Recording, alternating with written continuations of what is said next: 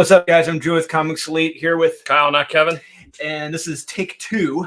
Hopefully, we don't lose connection to our camera again this time. Mm-hmm. Sean's got a slow old computer. Yeah. So it's these are the Skippets and Mez for the week of February 15th, 2023. I was slightly more forgiving than you. I'm about 60-40. 60 Skippets, 40 Meh. I'm like a 90-10. 90 Meh, 10 Skippet. Yeah. No. Okay. No, 90 Skippet. Yeah. Okay. Yeah. All right. So with that being said, let's go ahead and get started. Let's get right into it with the Mez of the week. These are the ones. Hey, flip a coin. They're not exactly recommendations. They're not exactly Skippets. They're right there. They're somewhere in the middle. They're that gray matter. Yeah. All right. They're very nebulous. I'm going to start with Wolverine number 30. I got that. This series, it's getting better. Yeah, I got to give it to Marvel. They're trying. With this book, at least. Yeah. They're trying with this. Mm-hmm. It's always missing something. It's like the middle. Yeah. Sucks. And these, like, the beginning's good. Yeah. And the ends are good. Yeah.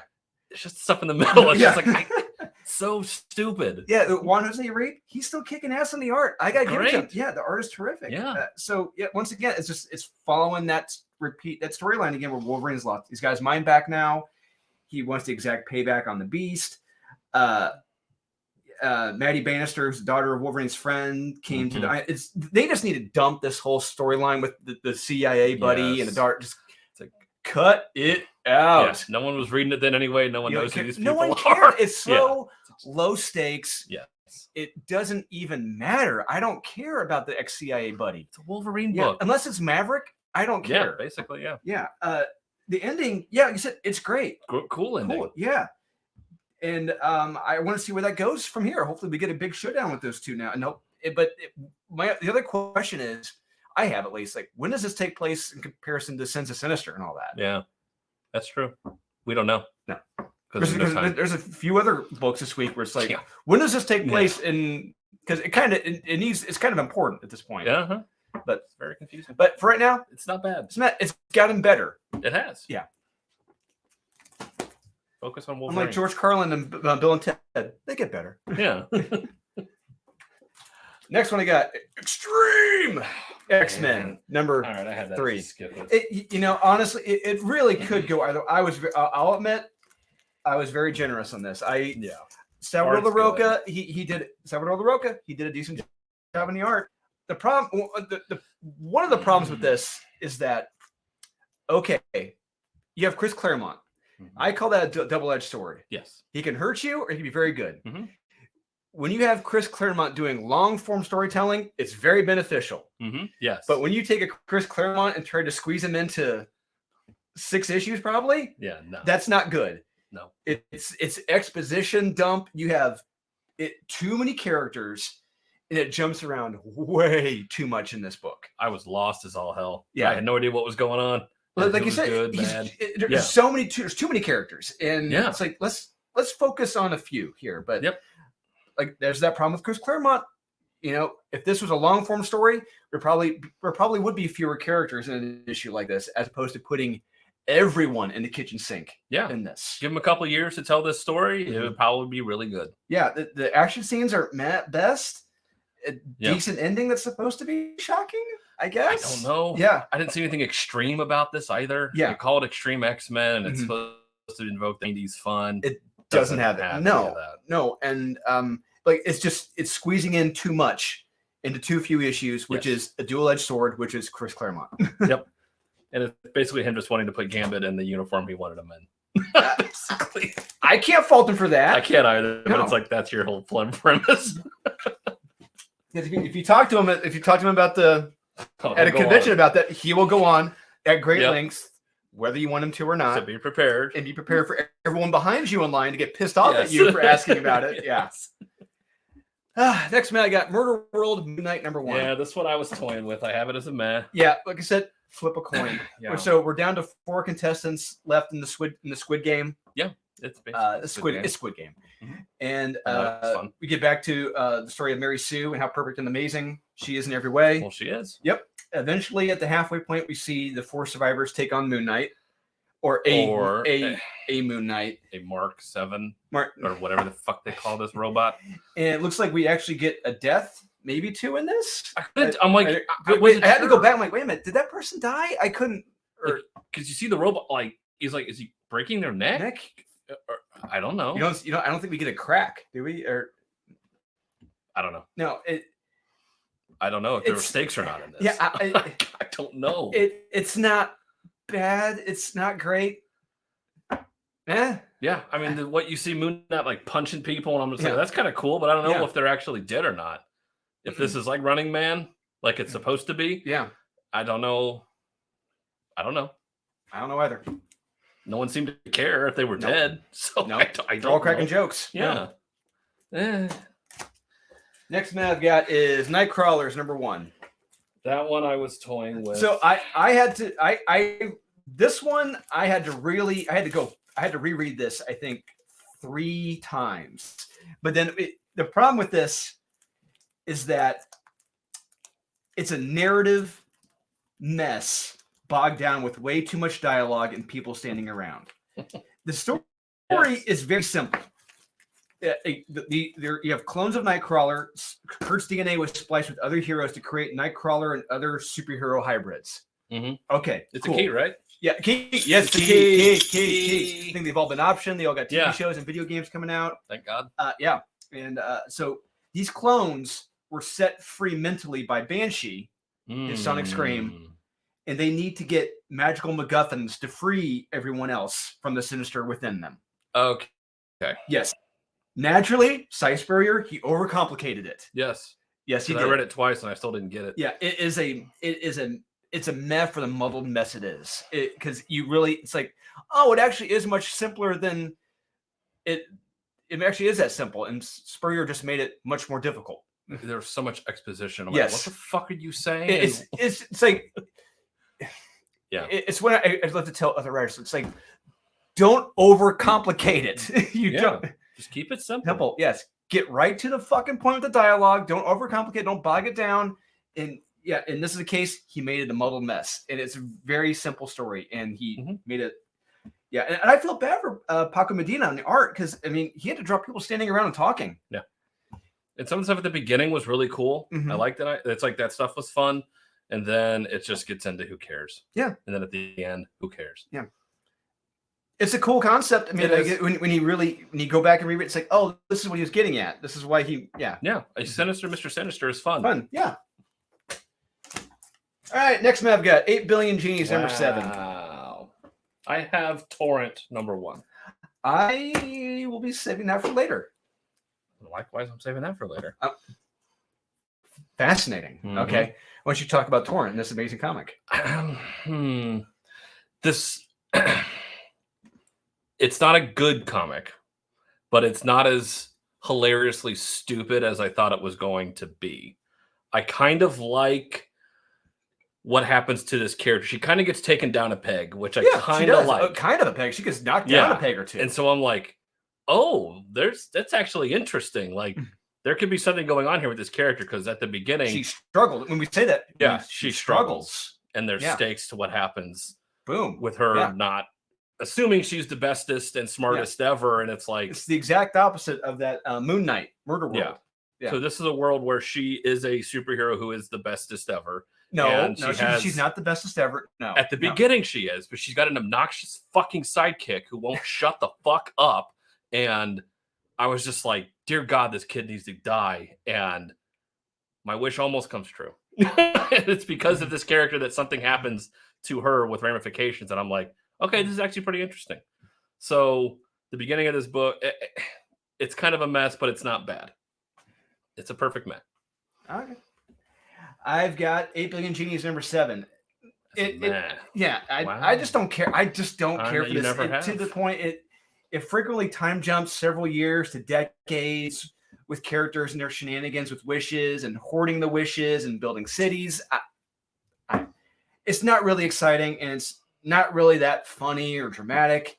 I know they're trying to be, but it's just not working for me at this point. And despite one issue to go, hopefully the final issue is something. I couldn't care less at this point. It doesn't work. Wow. Doesn't work. No. Wow. Okay. Interesting. No. All right. All right. Next one I got is DC Universe, Lazarus Planet, Dark Fate, one shot number 1. What a title. All right. Fuck this book.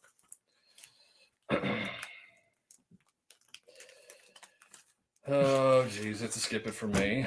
Once again, what a title. So speaking of Mary Sue's first story, Huntress. She's the bestest ever. Yep. And can defeat every Arkham inmate without struggling or breaking a sweat. Take that, Batman, you pussy. Yep. What a goddamn joke. Yeah. Second story, Doom Patrol is back. Yeah. And they're led by Crazy Jane. Yeah. As the new chief. Yeah. How this isn't destined for failure. I mean, that has to be the joke. That has to be the joke that she is the chief. It felt like a joke at the end. It's like, look, if you're a Doom Patrol fan, you got to be in on the joke. That is the joke. There's no way you can have Crazy Jane as the chief. This is not. Yeah, because she's literally. You can't take that seriously. Yeah, you can't. It's like having Legion as the head of the X-Men. Yeah, it's like he's completely unstable. Yeah, or she's unstable. Yeah, or having Joker as Batman. It's like that makes sense. Yeah, that is the joke. You cannot take that seriously. Third story, Keeler, Key. Hey, Key. Yep. Yeah, we get our new Stunning and Brave character. Sure to be the hottest new and bestest character since Poochie the Rockin' Dog. Well, they have to be. Yeah. Circuit Breaker. Yeah, so they got a TV show, a movie, video game, all option. Yeah, next best thing. Yeah.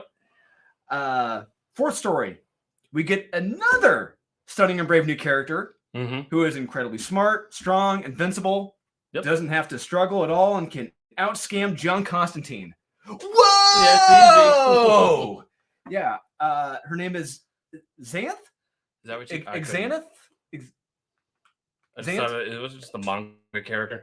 She had a big sword, just like in any manga story. Who cares? Fuck this bullshit character. Yeah, coming your way soon from James Gunn. Yeah, I'm making the map for the first appearance as Key Factor. That's why it's a map, because people are going to blow their load over this. Just I fucking hated this book. You're getting it for the stories? No, it's not. No, these are terrible. They're not even stories. They're not, and they're not characters either. No, they're caricatures. Yeah, all they're doing is all you're doing here are lessening the value of established characters to build up these crap characters. Correct. Yeah, for no reason other than let's check boxes. I'm sorry, not a character. They're ornaments. Yes. At this point, they're ornaments.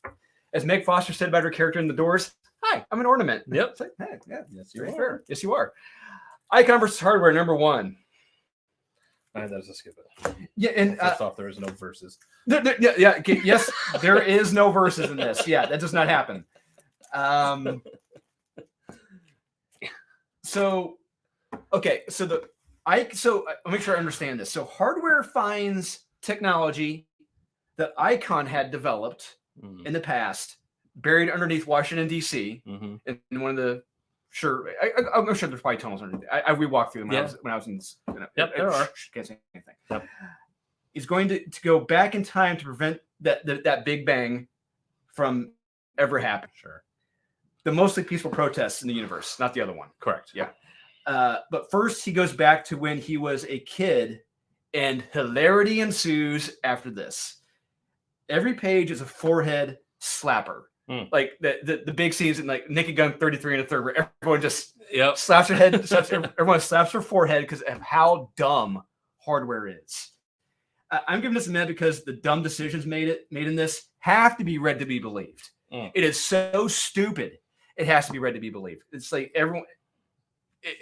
Like I said, it is for every action is forehead slapping. It is. I gave it a skip it because I don't care about these characters, and I'm like, you don't care about Garbage Can Iron Man? Nope. Or Icon. I still don't know what the fuck. I like Icon. Icon. I liked him in the original Milestone universe, but here it's like I can't do it. And the other story, Icon and Red Rocket. What the fuck was her name? Red Rocket. Yeah, that's it. I was like, I can't fucking. It's like I can't go on that journey with you. And I was thinking there might be a fun action scene in here where they actually there's no action. There's nothing here, and I'm like, nope, just wait. No, it's every single terrible bad cliche time traveling trope in this damn comic. Yeah. I'm like, when are they gonna fight? Yeah. Oh, they don't. It's like even Homer Simpson learned from his grandpa Simpson. You know, yeah. On his wedding day, yeah. On his wedding day, yeah. It's good advice. This is stupid. I wanted to like it because I love Icon. It has to be read to be believed. Yes, it does. Next man I've got is Don't Spit in the Wind #1. All right. Did you get that one? No, because I got the other one. You got the other one, yeah. I have Spider-Man: The Lost Hunt #4. What as a meh? Yeah. Wow. Oh wow. Okay, so Don't Spit in the Wind #1. This was okay, decent. It's the future. The world is a shithole. This company had to clean it up. They lose communication with another group, and there's locusts. Yeah. Yeah. Almost sounds like the other book I read where the future was a shithole. Hey, I'm noticing a trend. For different reasons, though. Yeah, Spider-Man Lost Hunt #4. All right. I gave it a meh because... Look, I'll agree with you. This is arguably the weakest issue of this series so far. 100% the weakest issue. It's a backstory of a character that is interesting until I know the backstory of the character, and then I don't give a shit. And that is the majority of this book. I liked the MJ Peter stuff in this, which was every other page. Yeah, at the very bottom. Yep. And it is just the Aya. How do you? I don't know how to pronounce it. Anyway, she's from Wakanda. Mm-hmm. It's just okay. Thank you. Well, she's not from Wakanda. She went there, but she was expelled. Yes. Yeah. It was just like okay, fine, whatever. And then it kept going. I'm like, I really didn't need to know that she was raised in Harlem and listened to jazz music. I'm like, are we going through her fucking day-to-day shit? It was her backstory. Every bodega she went to and what she had for dinner every night. It's like I don't care. I don't care. It makes her less interesting. Now I know everything about her and every day she lived. I liked the MJ Peter stuff though. That's why it's a meh. Okay. I was a little bit stronger on it than that's fine. Yeah, that's fine. But good Ryan Brown cover. Yep. Huge. All right, next one I got Image Anthology number 10. I tried, but I didn't even bother putting it in my stack. Power Rangers 105. Wow, you were more forgiving on that than I was. That's holy crap! I had that as a, let's go ahead and talk about that. I had that as a skip it. That's fine. Why don't you go ahead and start? The stuff that I understood, I liked the Alpha 5 robot fight thing. I liked that part of it, and I liked Lord Zed.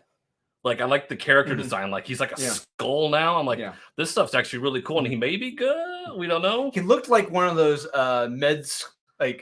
medical college dummies. You get the skinless body and they get the skull head. I was like, he looks fucking creepy. I'm like, creepier than he normally does. And I'm like, this is actually really cool. And I kind of liked this stuff and the characters that I knew.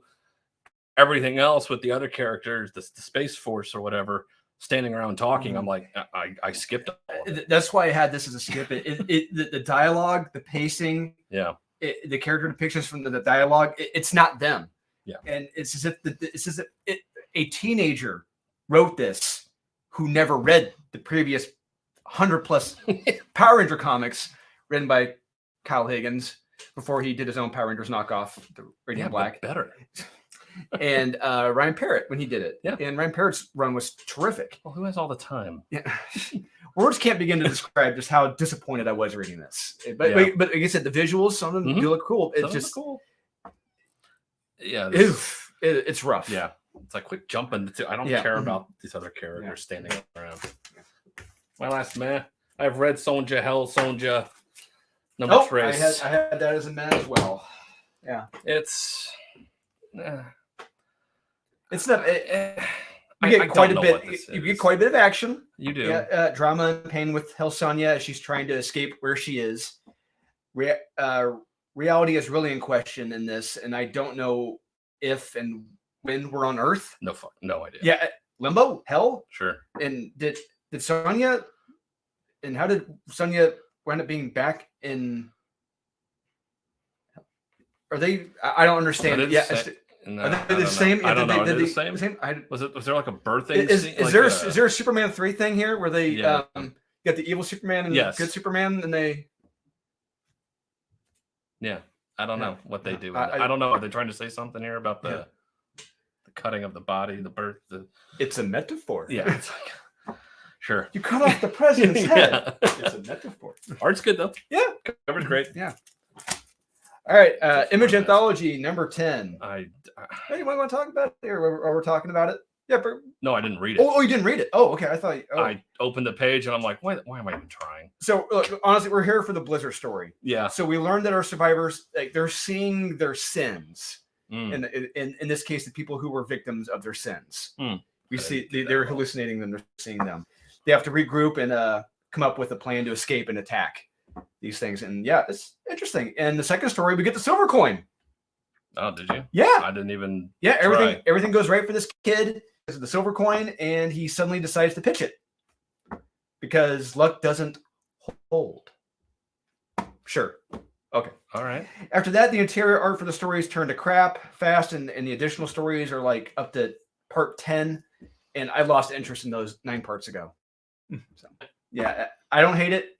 Now, you're like I said, you're reading it for the Blizzard story and for the silver coin story that does not make sense. Okay. Yeah, they sound like silver coin. Yeah. All right, last one I got is Door to Door, Night by Night, number 3. All right, I gotta skip it. I've been flip flopping. It's like I don't like these characters at all. So the salesmen, they encounter the aliens in their giant spaceship mushroom. Yeah, it's like from Flash. Yeah, another spaceship mushroom. And it reminded me of the thing from Encounter at Farpoint, the series premiere of Star Trek Next Generation. That space thing. Yeah, jellyfish fungus. The jellyfish thing. Yeah. There's an interesting sort of cliffhanger, and I'm curious what it means going forward. Unless if it does continue from that point, I don't know. I thought the aliens were gone, and then I was like, are they not? I don't, because he shows it back on Earth. I'm like, wait a minute. Like, how much time has passed? Did they say? No, they don't. I'm like, why do I care? I don't. We'll see what happens. I thought it's some interesting ideas here. It's why it's a meh, because you better characters. It's far from the worst I read this week. So it is far from the worst. Okay, on and skip it. Here we go. Yep. All right, first one I got Scorn number 1. I got that. Screw this comic. You didn't like it, huh? No, a girl who loves grilled cheese. Yeah, she never had it before. Nope. It's adorable. Being hunted down by her father, and it turned out she was amazing and perfect in every single way imaginable, from music to science. Yeah. And was in love with girls. Because, of course. And they tried to repress her, naturally. Yeah. This was cringe-inducing and represents every single lazy, bad trope and cliche in comics today, especially at Marvel. I said this is everything wrong with modern comics. Yes. All in one book. Mm-hmm. And they're not the only ones to do that, but they keep trying. Yeah. And it just felt like it opened up. I'm like, wait, did I miss like 5 issues? Because am I supposed to give a shit about, like, it just opens up on them having a conversation, walking down a shit. It's like, this is not the way to open a comic. What are you? Yeah. Like, I don't understand. You're talking about grilled cheese. And it's like, wait, what? Because that's a thing. But like, who are you and where are we and when are we and why are we? But no, I hate my dad. Fuck you, Dad. Ha ha ha ha. Get it?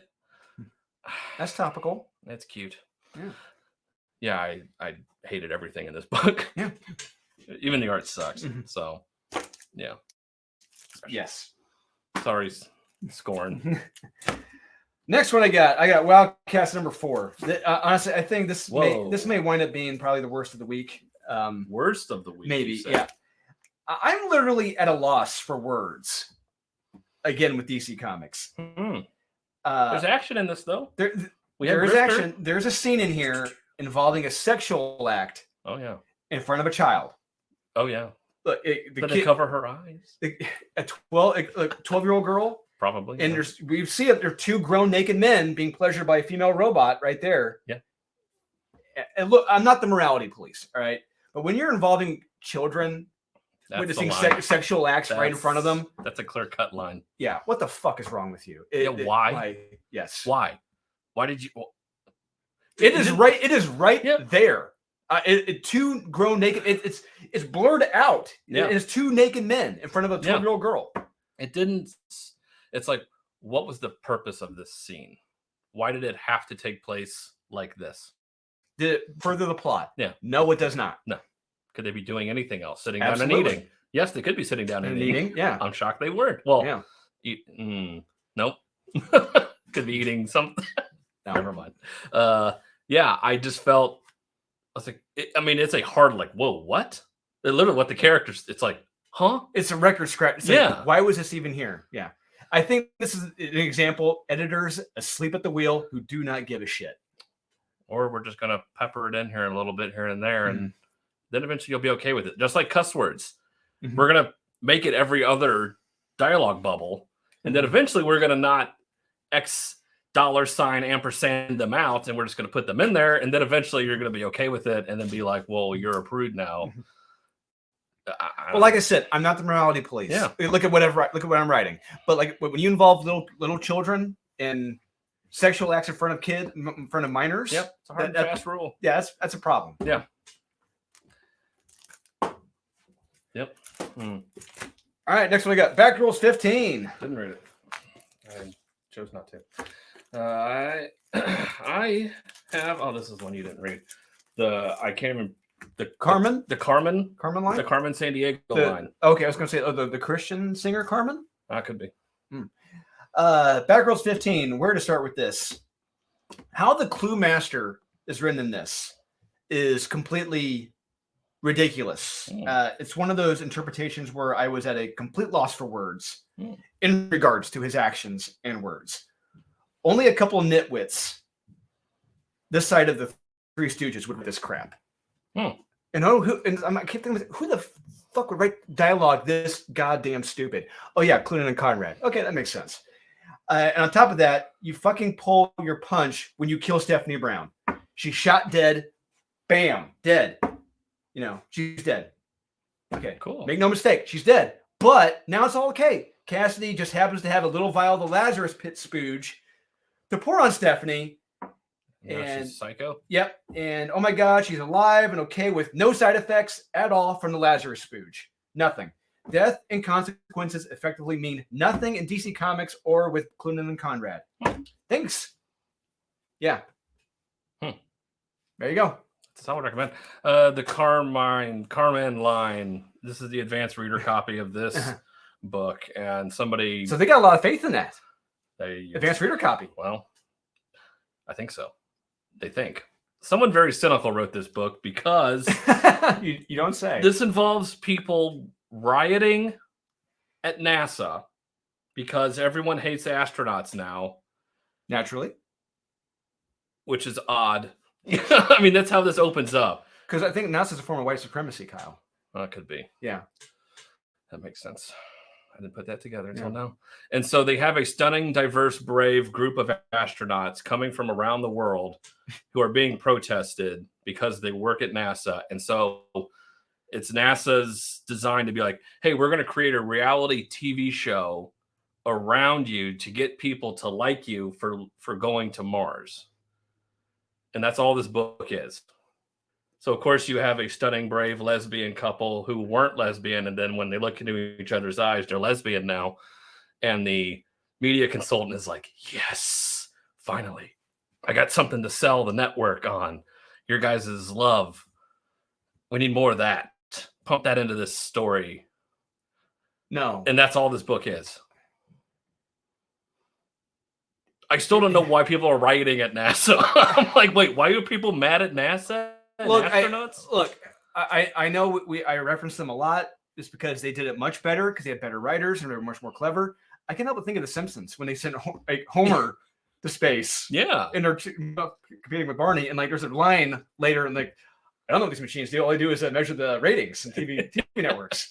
It's like, that's what this is. This is what this is. That's what this is. Yeah, someone watched The Simpsons, but yeah. was a much shittier writer. Yeah. And cynical. I'm like, you think the world is going to get so bad to the point where we're going to be rioting around NASA? First off, the fact that you think NASA's that important and anyone gives a shit about NASA. Shit, no. Not anymore. No. They don't have the budget. Space. Yeah. If they're anything, they should be writing a SpaceX because they're the ones who have the budget. Exactly. They're the one sending people to space right now. Yeah. And are doing it successfully. Yeah. And it's cool. And it's like, why are people mad? I don't know. Doesn't matter. Yeah. Doesn't further the plot. Don't. It doesn't. Book sucks. Thank God I got an advanced reader copy. Don't pick it up whenever it comes out.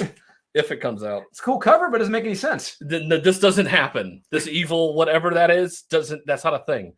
That's not a thing. I don't even know what it's supposed to mean.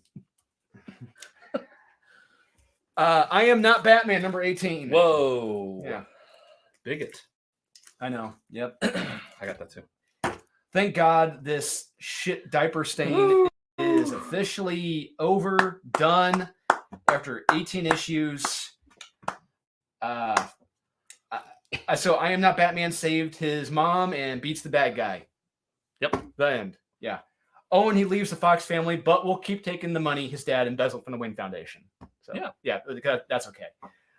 I was at the office and literally laughed out loud when he said his mom was a genius level computer programmer and musician. Of course, I was. Yeah. So I was at my big boy job. I'm reading this. I laughed out loud and everything. Yep. Like this is another example of every single bad cliche, lazy ass trope you expect from a lazy ass fucking writer.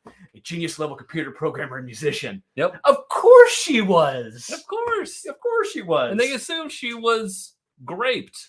Of course, because there's no way it could have. It's like, no, it's his fault, right? And she was kind of like, not maybe. Kind of yes and no. It's kind of my fault too. No, are you sure? It's like we can cancel him now on Twitter, right? Yeah, it's obvious. That's obviously what happened, right?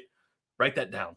Can any new, stunning, and brave character not be a genius or a Doogie Howser? So. Can any of them not be Howser at this point? No, they can't, because they have to be the best already and then get better. But hey, like what's good for us? This turd is done. Yeah. Hasta Salonga. Yeah. Hasta, go fuck yourself. Yeah. Don't let the door hit you on the way out. Yep. Batman Incorporated number 5. Incorporated. I has a foulness in the walls. Wow. One shot. Okay, big disagreement. Yeah, I enjoyed that. So Batman Incorporated number 5. So I couldn't care less about boring derivative Batman characters who talk and act exactly like Batman. I could not care less. Never have. Even when Grant Morrison did it in the early 2000s, even when it was done back in the 60s. I hate it. I don't care. It lessens the specialness of that character. It makes Batman less special. Correct. And because look, it's stupid. 2, to completely subvert expectations with what Ghostmaker should have done, completely stupid. Everything about this comic is wrong, from concept to execution. I do not like it. I hate it. I don't understand why people like the derivativeness. It's like it's cool. I mean, he looks cool. Yeah, but it's like, yeah, I liked him. I liked him the first time when he was Moon Knight. Yeah, but now are they dating yet? Not yet. No, no. There's no shipping yet between him and Clownmaker, Clown Killer, Ghost Clownmaker, whatever the fuck his name is. Another derivative character. Yes, another one. Yeah. All right, a foulness in the walls, one shot from the great Colin Bunn. Hey, he's turned it around. He has turned it around. Don't start. Ooh. But this one, read A Telltale Heart. It's basically the exact same story, but that's significantly better than this. It's just a guy who gets a house and the house smells and there's something behind the walls. And sure enough, it's all of his past transgressions and everything he's not dealing with, much like in A Telltale Heart. So read A Telltale Heart. Don't waste your time on this. All right, next one I got. Oh, I'm gonna save that for later. Get back to you. Okay, I think now I'm getting to the okay. Yeah, this is the Marvel bunch. Yeah, this is the Marvel. Hey, we're down to the Marvel section. Here we go. Worst Marvel of the week. Fuck, I think this is almost all Marvel. Yeah. Avengers Forever, number 14. Well, you didn't like that? No. Aww. You want to start? Where to start? We get Doctor Doom versus all the multiversal, stunning, and brave variants of all the Avengers. Yeah. Isn't that what you always wanted to see? Yeah. I love how any jackass now can lift Mjolnir. Yeah. Yeah. Remember when it was special and only Thor could lift it, or those as worthy of Thor? Yeah. Not every asshole under the sun in every multiverse. Not every derivative of Steve Rogers. Yeah. including the fat one or the stupid 5-year-old kid that dies. Yeah. Oh, no. Yeah. Oh, stakes of someone we don't know / care about. But we see who the big baddie is at the end, and it's at this point now where I'm wondering how many variants of him they're going to be fighting. Can only hope a lot. Yeah. There's nothing and no one to cling to here. No. It's literally the kitchen sink in this. So it's obnoxious. Obnoxious. Yeah. Paneling. And it's just like, dear God. There's nothing fun about it. No. It's just too much. Tone it down. There's nothing cool about it. No. No, character designs suck. Yeah. Not even like and art sucks too. Yeah. Everything about this sucks. Yeah. Oh. Next one I got. I'll save that one for last two. It'll be one of the later ones. Yeah. Wasp number 2. Wasp. Yeah, Wasp. Or as I call it, exposition dump. That is all the comic. 90% of this comic, to the stable point, it was all flying and talking. Flying and talking. Walking and talking. Yep. Landing, then talking. Mm-hmm. Sitting and talking. Mm-hmm. There's what? I think 3 pages of action toward the end. Toward the end. And we have wasps fighting themselves. I think so. Sure, whatever. Nothing matters. What's the point of this again? I don't know. Wasp is amazing and stunning and brave in every single way, Kyle. If you don't like her, you're a bigot. I guess that's true. Yep. She is in Quantum Mania. Yeah. That's right. Yeah. I forgot about that. Silly me. What? Kyle, don't you understand? If you don't like that, you're not going to get your access. You're not going to be one of the other shills on YouTube. Kyle, sorry, never mind. Marvel's great. This is my top 10. I forgot. Yes. We need to get. You know what? We should do like April Fool's Day. We need to get someone like pointing a gun to our heads. You know, be like, this is amazing in every single way. Yep, every Marvel book. Yes. Monica Rambeau, Photon, number 3. Speaking of 10 out of 10. Oh, Jesus. Oh, man. Hey, it's Al Ewing, though. Yeah. Once again. No, it's Eve Ewing. It's Eve Ewing. Eve Ewing. Oh, it's right. Yes. Eve. Yeah. Yeah, the other one who's the other. Starting Brave Ewing. Greater than. So we open with all our heroes sitting around drinking coffee and eating. And talking about the coffee. Yeah. Isn't that exciting? And it takes up what? The first 5 pages? Yes, it does. Jesus Christ. Monica Rambeau sees an alien baby and says a prayer? Yeah. This was one of the most boring comics I read. I think it probably was the most boring comic I read this week. Yeah. And pointless. Yeah. Like I said, opening of the first 5 pages, at least, they're sitting around drinking coffee, talking about the coffee. Yeah. 5 pages doing that. I don't. I'm speechless of how stupid it is and how useless it is. It's like this was a fun character. You can have her do things, you know. Yeah. She can do things. She can punch something. But why is she punching things, Kyle? That's the important. Why? I don't care. I just want to see her punch something. That's what Vita Ayala was asking the writer who took over Static Shock because she did a shit job on it. But she was asking, like, well, why is he fighting this? It's like, get the fuck out of here. Why is he staticky? Yeah. Why isn't he sitting around drinking coffee and talking? That's a good way to get exposition out of the way when they're doing something.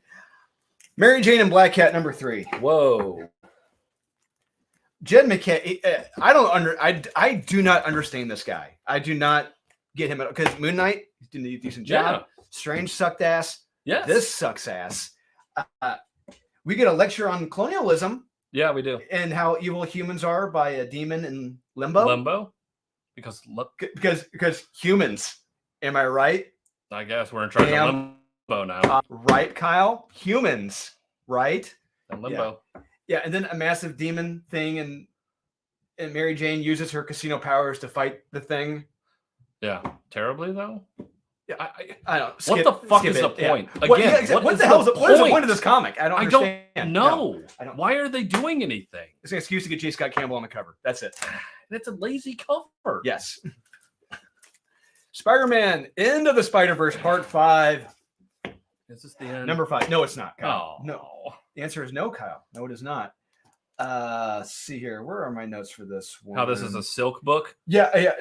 Look, okay. Jesus. If you hate Peter Parker, never wanted him to have powers. Yep. Love to see him as the biggest simp on the planet. Oh yeah. He is simping, bebopping, and simping. This 6 ways from Sunday in this damn comic. Oh yeah. And you think Silk is the one true Spider Person lady? Yep. And the bestest ever? Yep. Here you go. This is for you. This is, as I quote, this is as David Lynch says, quote, total fucking bullshit, end quote. It appears they're trying to rewrite Peter from ever being Spider-Man. Correct. And just a simp for Silk, who is now the official Spider Person. And better. And better, yes. Yeah. Fuck this comic. Yeah. I'm just sitting here, I'm like, really? Somebody's revisionist history and being like, oh no, aren't you gonna love this? It's Dan Slott being like, no, this is what everyone wants. Man. This is what you want, right? You don't like Peter Parker. Who does? This is a better origin story. What would happen to Peter? He'd be simping. Oh man.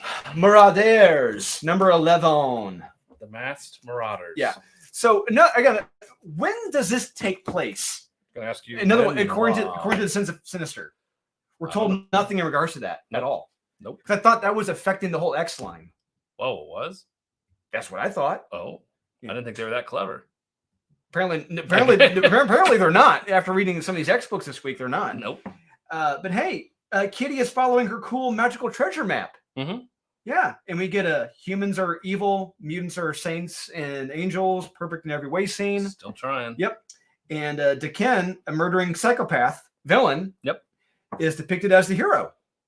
And wow, and then it's death by exposition the whole last 3/4 of the comic. Gives a lot of it, and I was falling asleep.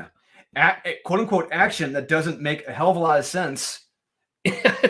Toward the beginning of this, it isn't really action. No, it's as much sense as this cover. This is garbage, especially this art. I could not believe this. Fucking terrible. This book is stupid.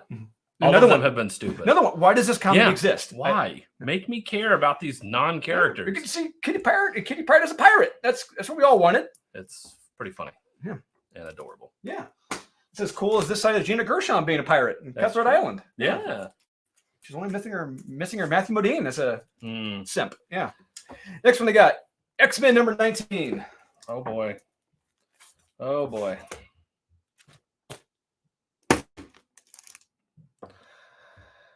So I'm going to say this again. I've said it before in a previous video. I reread the first appearances of the Brood in X-Men, and they are amazing. I was at your place watching football, whatever. And I'm reading in between commercial breaks, rereading the original appearances of the Brood. And if you haven't read them, please do. It is amazing. When you read this, however, and there's next to no stakes. Oh, it's all jokey. Yeah, they fight off the Brood with no stress, no problems, and they save Cyclops' father with ease. What the hell is the goddamn point? Other than to bring up to Iceman, hey, should we really be called X-Men anymore? Isn't that kind of like sexist? Keep trying. I think that was the point. Yeah. Keep trying. Not going to work. But they're going to be called the mutants in the movies, Kyle. Isn't that cool? No. Stupid. But they got the New Mutants Rob Liefeld. Even still. I think X-Men have been around for what, 60 years now? Yeah. So nope. Actually close to 70 years almost, at this point. Yeah, almost 70. It's like, nope. Let's take a shit on it. There you go. Yeah, keep trying. Yeah. Not gonna work. I said, if you like if you're curious about the Brood and want to see them as a legitimate threat. Read Captain Marvel. Sure. Or not. Oh. And read the original X-Men comics. We're talking like pre-200, those are the really good ones. Yeah. Into the gritty. Yes. Okay. Next one I got. Speaking of Brood, Captain Marvel number 46. This is where the Brood are done right. Yes, absolutely. It's about time. Yep. Revenge of the Brood, part 4. So once again, our heroes just staying around and talk, laying waste to the Brood easily, like they're nothing. Yeah. Don't have to try. There's no threat. And but we get our heroes apologizing to one another. Yeah. So we have for you another presentation of Elite Theater. Kyle, we're gonna just reenact scenes, repeatedly. This happens in the comic repeatedly, not one page. This is over several pages. Hey, Jessica, I'm sorry. No, I'm sorry. Hey, Psylocke, I'm sorry. No, I'm sorry. Insane acting. Yes, that's this book. Yes, and screw this comic. When your threat is so evil that you can stand around and pontificate about your life's choices, every single choice you've ever made, and read everybody's mind and get into their psyche and figure out who they are, all of this time spent, and you're supposed to be in a tense situation with an evil horde of beasts coming after you, and you have the time to do that. Why? There's no threat there. What the fuck's the point? There is no threat in this. There's no. In both books involving the Brood, there's no threat at all. There's not even mood lighting. It's all bright. Right? Yeah. It's like scary. I gotta say it again. Go back and reread those original X-Men books with the Brood when they first appeared. It's fucking terrifying. Yeah, with the Sleazoids, it is terrifying. Yeah, because they're all impregnated by the Brood, and they're all going to be turning. And Wolverine can't do anything about it. He's like, "Well, you guys are fucked. Do I tell him or do I not tell him?" It's like, don't tell him. Yeah, it's some great stuff. But here, no stakes because these writers don't understand that shit. All right, I got 2 left. You got 2 left. I got 4 left. All right.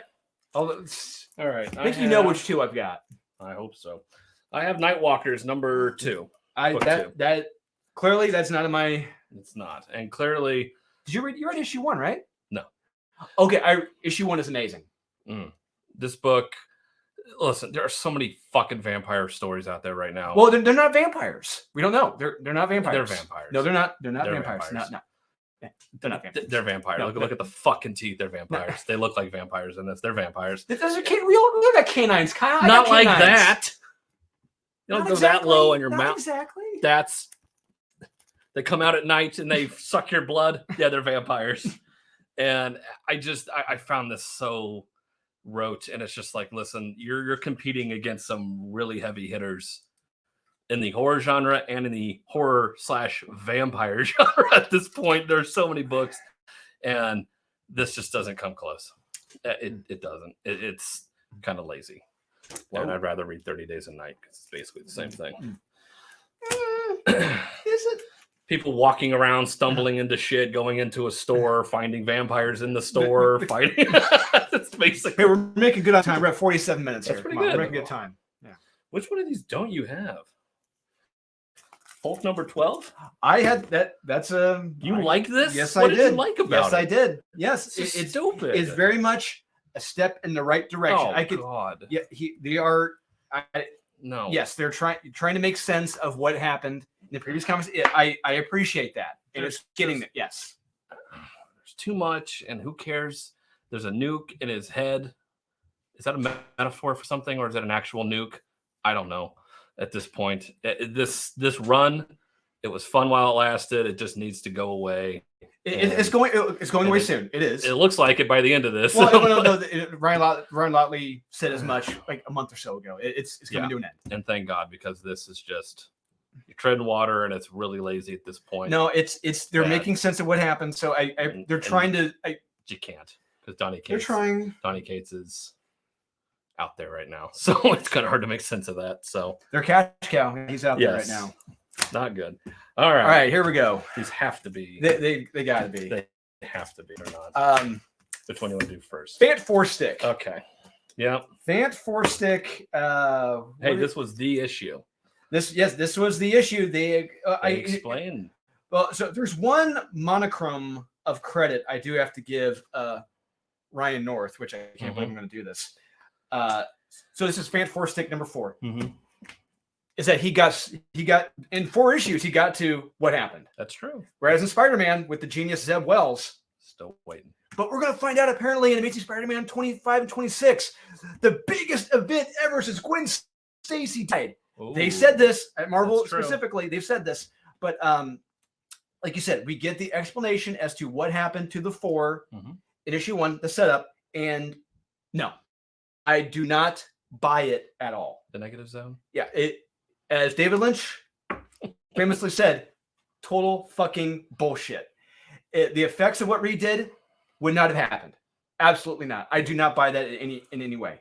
Pretty serious. No, it is. And when you do account the characters, the relationships with one another, their history, that is a massive jump to conclusion that I do not buy. No one at Marvel should have bought that.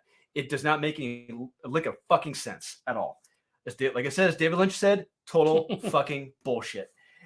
And an ancient alien life form landed near where the impact zone was and is building itself back up based around Ben and Alicia since they were nearby. I thought. Yeah.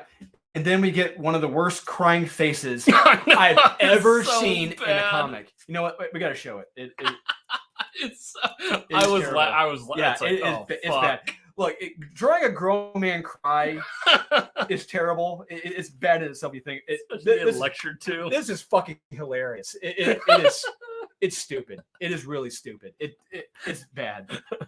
And he's being made to cry by somebody yelling at him. Yeah, and it's just like, I'm sorry. Don't be mad at me. Yeah, don't yell at me. Yeah. It's like, oh. Well, like I said, we get answers, which is more than I can say for Zeb Wells and his Spider-Man. But like I'm gonna say it again. David Lynch would say total fucking bullshit. Kyle, what say you?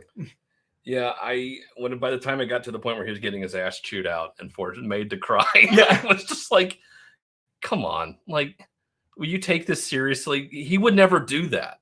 If he had to make this choice and it was so dire and this is the only choice I can make. Oh, wait, not just that. When you think dire, yes, keyword is dire here. Yep.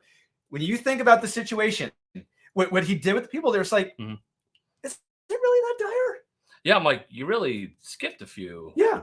It's like you just kind of went to, okay, never mind. We're just gonna move everybody. It's like, did you have to do that? Yeah. Now, so what happened effectively? So Rich Johnson leaked this about a week or so ago on Bleeding Cool. So that leak, it's true. So they're put into a pocket universe, a year in the future? Yeah. And they're going to come back a year from now. They're fine. They're safe. They're just away from everyone for a year. Yeah. So everyone fucking hates Reed Richards because he kept them safe for a year. And it does not make sense why everyone wants to kill Reed now because of that. Now I'll say this. Now, if Ryan North had, shown some balls and had shown said that was Reed's plan, and there was a miscalculation by a 1/1,000,000th of a degree, and they just they go to some other zone or whatever, they die. It's like, oh fuck, I fucked up. I would buy that. Yeah. But no. Even after reading the Illuminati with that series, that dire of a situation, which it is. Absolutely, as a dire situation. Yes. And the amount of time he spent coming up with solutions and everything, it's like this just felt like, fuck, let's just go ahead and that was when you had Jonathan Hickman. Yes. A very capable writer, great long-term storyteller, builder. Yep. Then you got Ryan North, the writer of this and every other childish comic involving Moon Girl, Devil Dinosaur, and Unbeatable Squirrel Girl, all that shit. And it's like, if you're going to get into Reed Richards, it needs to be something where he has thought of every permutation to every problem that can ever exist in this amount of time, and he comes up with the solution, and he sticks by that solution. Mm-hmm. He's like, "Hey, I'm moving you on here. I don't give a fuck." Yeah, he should have steadfast in this belief. Yeah, and said, "You're welcome." By the way, that's another twist. If he did not cry and stood fast in his stance, it's like, shit, I would have bought that. Yeah, absolutely. He'd be like, stick with that shit. Yeah, no, it's my decision. I fucking made it because I've been doing anything. You lazy stupid fuck. Don't see Alicia do anything. Don't see Sue doing anything. All I see you doing is accusing me of saving your fucking ass. How about a little gratuity? And saving your family. Yeah, it's like I could have just let them die. How about that? Some gratitude. So it's like there are a million ways you could have done this. They should have established. They should know by now. The Fantastic Four should know if Reed does something, it's for a reason. Yes. And if it's the only way, it is literally the only way. Yes. Or giving them okay, I have two options. I could weigh here. We could do this or we could do this. Yes. And then it's like, okay, I'm forced to make a decision. Should I have done that? I don't know. Then you can argue, why didn't you go with plan Z instead of this? It's like, okay, that's fine. But when you're given this no choice, there's a million ways you could have done this and would have made more sense. I've talked to so many writers and editors.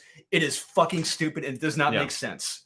Ryan North is a goddamn idiot. I'm sorry. No. And the fact that the editors agreed with that, I know. or didn't even see it, or didn't care. Yeah, beyond stupid. Yes.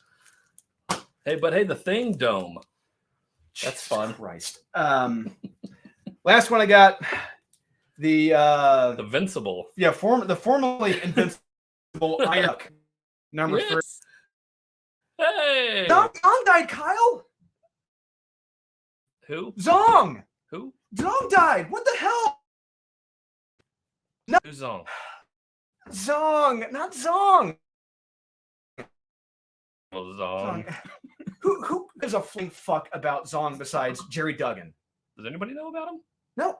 The answer is no one, Kyle. That's what I thought. No one cares about him.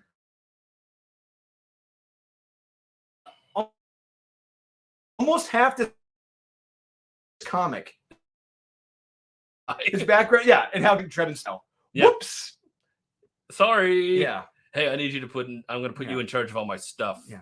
Because I need someone to be put in charge of my stuff. So, yeah. Oh, and Stark breaks into his old company building illegally and finds out Stark has an exact clone. An iron clone suit. Iron clone and a clone suit. Doing stuff. Uh-huh. That's the reason that's the setup for all previous issues. Yep. He's got a Tony Stark Iron Man clone. Tony Stank Iron Man clone. So in fact, this cover is telling the truth. It's legit. This real thing. This is one of the few times where Marvel was honest about. They got it right. Yeah, they got it right. Yeah. Stupid as fuck. Seriously, what the fuck? Seriously, a clone again? Another one. Didn't we just get past all this shit from Brian Michael Bendis and his best? Mm-hmm. We tried. Are we doing that in Secret Invasion too? Yeah. I can't begin to express how pissed off and disappointed I was by the end of this comic. Yeah. Screw this garbage. Marvel, they completely shat the bed this week. Creatively bankrupt. Yes. There you have it, guys. Those are the Skip Us and Mez of the week. What do you think? Were you 100% correct? Is Kyle 99% incorrect? Please let us know in the comments. What do you think of my Nightmare on Elm Street Part 4 shirt? Let me know. So thanks for tuning in. We appreciate it. Please remember to like, subscribe, comment, hit that notification bell. We'll be coming at you here again real soon with the top 10. And we got our video on Friday with Max, hopefully, talking about this past week in comics. Max can make it. We'll bring out some other guests. But we'll see you guys again right here very shortly with the top 10.